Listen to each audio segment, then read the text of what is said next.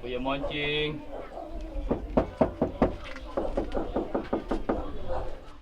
A cop knocking at the door of a drug suspect asking for a peaceful surrender.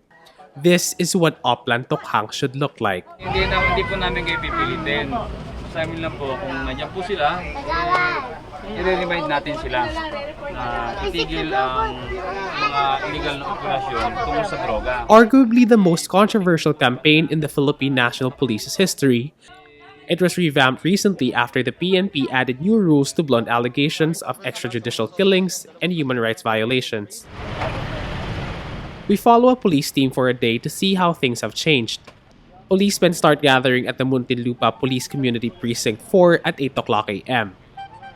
They will knock on their doors and plead with them to surrender and undergo rehabilitation. That is the heart of Oplan Tokhang. We are here in front of Kupang Barangay Hall in Muntinlupa City, one of the rallying points and assembly points for Oplan Tokhang for this morning. We saw a handful of policemen and barangay officials gathering, talking about their plans for today. It is 8:51 a.m. and they plan on starting at 9 o'clock a.m. The station covers 3 barangays or villages, Sukat, Buli, and Kupang. Before, night raids were the norm. Now, Tokhang operations can only be done 8 o'clock a.m. to 5 o'clock p.m. on weekdays. Morning. Pastor, good morning. Isimulan po natin yung Tokhang. The new Oplan Tokhang requires a specific composition for the teams. 4 policemen, including the team leader, anti-drug abuse council representatives, usually comprised of barangay officials, a human rights officer cop or human rights advocate, and a representative from a church or religious group. Police Senior Inspector Mark Oyad heads Muntinlupa Precinct 4 and will lead today's Tokhang team. They call themselves Tokhangers.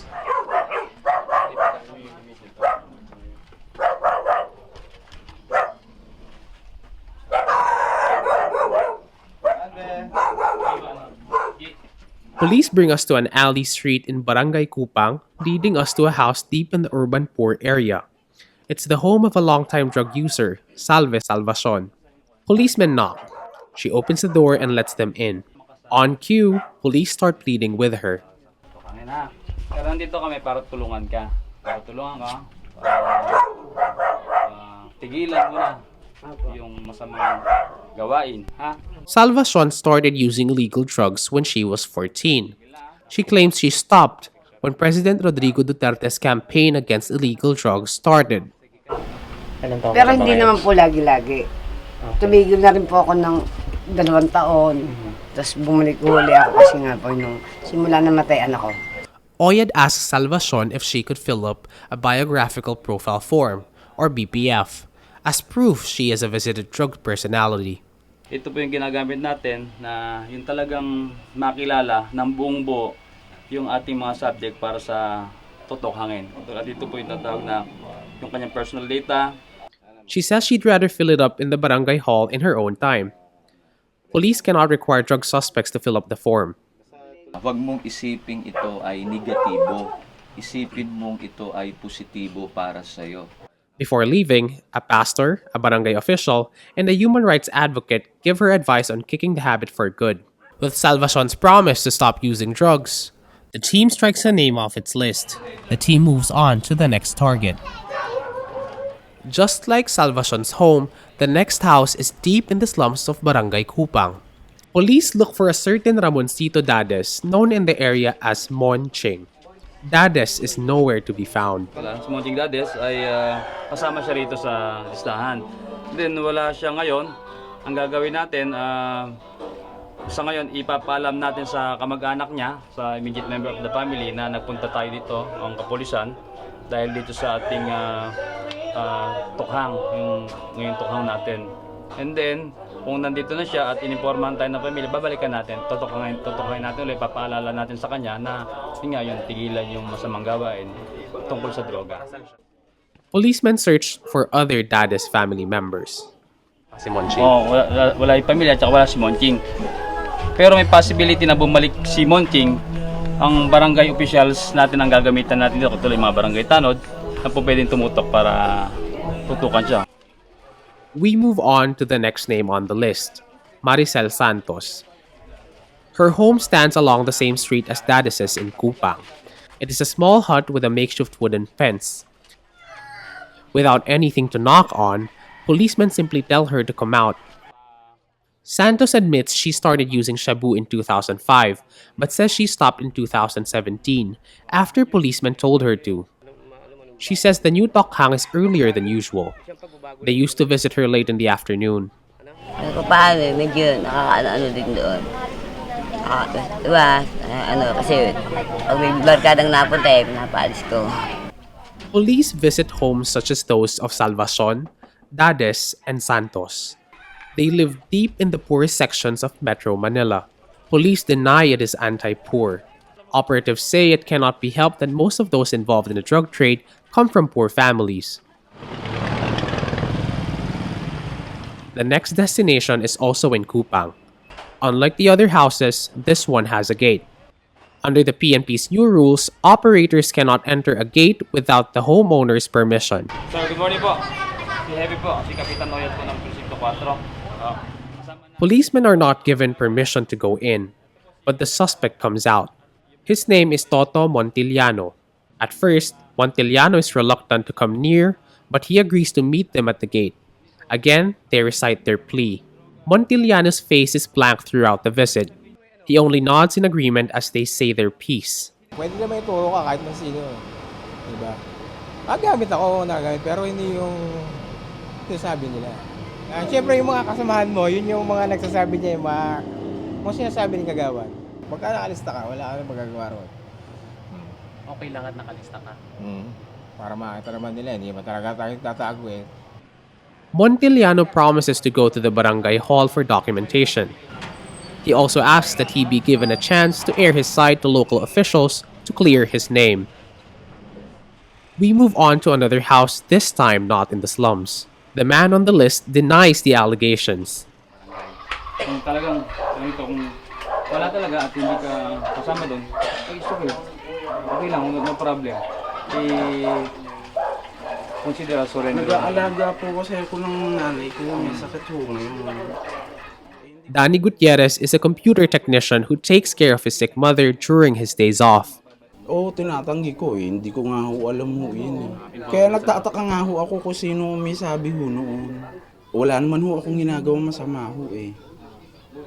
Nagtataka nga ako ba't dito nagpuntahan.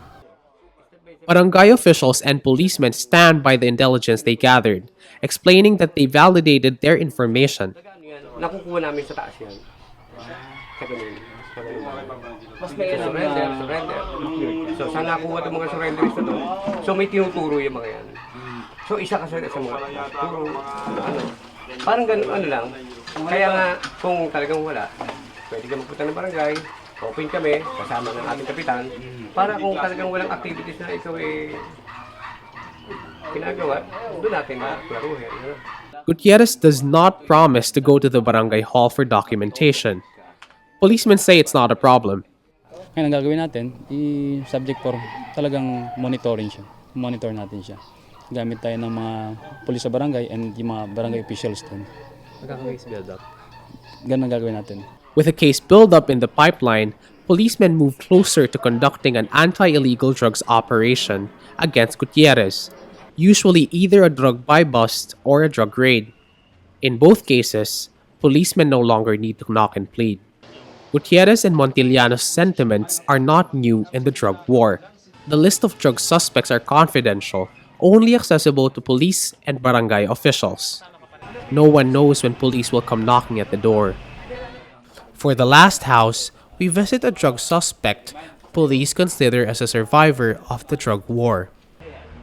Rosette Ocampo of Barangay Buli survives her husband and her cousin. Both drug suspects gunned down by unidentified men that coincides with the PNP's anti-illegal drugs campaign. Umano na po ako, kumbaga, nag-involve po ako sa droga, pero nung in-interview ko, okay na po, tumigil lang. Rosette assures policemen she has already found other means to live and now sells snacks for a living. Okay, good afternoon. Good afternoon, sir. Congratulations. Tayo'y nagkaroon ng successful na activities kanina regarding sa may Oplan, Tokhang. Muntinlupa Police Community Precinct 4 ends its Oplan Tokhang by 2 o'clock p.m., 3 hours before the cutoff. They visit 10 houses across 3 barangays to ask for the surrender of 15 drug suspects. 8 promise to either surrender or stop involvement in the drug trade, while 7 are not found. No one dies during this Tokhang. Ang Tokhang natin ay nagbago at tulad ngayon, mas naging yung approach natin sa kanila ay hindi ganoon ka katigas o hindi ganoon ka very inobserve talaga natin yung human rights nila. Talagang binigyan natin din na huwag ma-violate yung human rights nila para isabit nila yung sarili nila na talagang ang pulis ay nandiyan para tumulong sa kanila. Oyad and his men belong to thousands of Tokhang teams that are back in the drug war. According to the latest police data, almost 3,500 visits without deaths were completed during the first 2 weeks of Tokhang's comeback. Apparently, nobody fought back, so no one died. Can the Philippine police keep this up? Will new rules for Tokhang be enough? Will the presence of media and those of so-called human rights advocates be enough to keep the blood from the streets? Rambo Talabo, Rappler, Manila.